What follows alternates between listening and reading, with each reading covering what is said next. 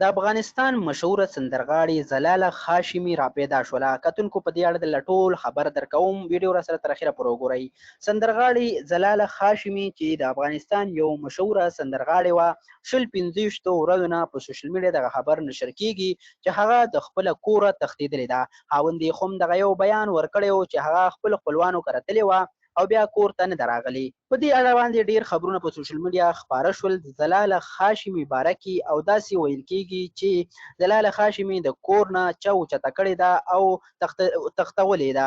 تر اوسه پورې د مرګ او ژوند پته ونه لګېدله. بلخوا د اریانا سعید سندرغاړې په اړه دغه خبر نشر کېږي چې اریانا سعید دا ویلي دي چې زه زلاله خاشمي سره په رابطه کې یم، خو دغه خبر کې هېڅ حقیقت نشته دی، ځکه چې خاوند یې ویلي دي چې هغه د کوره چا اوچته کړې ده او تښتولې ده. زلاله خاشمي چې یو مشهوره سندرغاړې ده د افغانستان، او 25 ورځې وشولې چې ورکه شوې ده، تر اوسه پورې راپیدا نه شوله. په دې اړه چې نور څه نوی معلومات مخې ته راشي به در سره شریکوو.